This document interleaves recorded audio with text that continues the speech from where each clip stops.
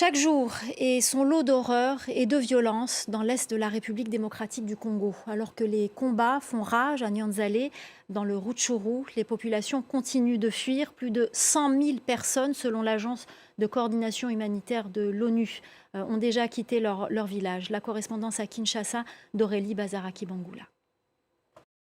Au moins 15 personnes ont été tuées lors d'affrontements violents dans la chefferie de Bwito, selon la société civile. Des milliers d'habitants ont aussi fui la zone à pied, des baluchons sur le dos. Alors plusieurs témoins que nous avons contactés nous disent que des détonations d'armes lourdes ont commencé vers 5 h du matin lundi. Plusieurs bombes sont également tombées. Alors selon plusieurs sources sécuritaires, il s'agirait d'une offensive coordonnée du M23 sur au moins 4 localités de la zone et notamment Nyanzale, situé à près de 80 km au nord de Goma. Alors ces dernières semaines, il y avait une relative accalmie sur les lignes de front au nord des territoires de Massissi et de Rutshuru.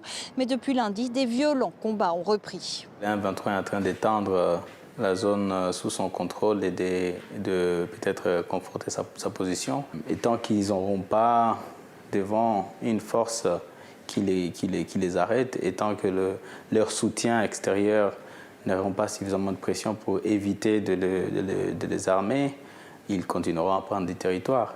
Aujourd'hui, il y a non seulement les M23, mais on parle de plusieurs centaines, si pas de plusieurs milliers de militaires rwandais sur terrain, sans aucune conséquence visiblement sur le gouvernement de Kigali. Pour parvenir à une désescalade des violences, l'Angola tente tant bien que mal de relancer sa médiation entre la République démocratique du Congo et le Rwanda, sans réel résultat pour le moment. Alors dans un communiqué, l'Union européenne a demandé à Kigali, je cite, de retirer immédiatement tout son personnel militaire présent dans la province du Nord Kivu.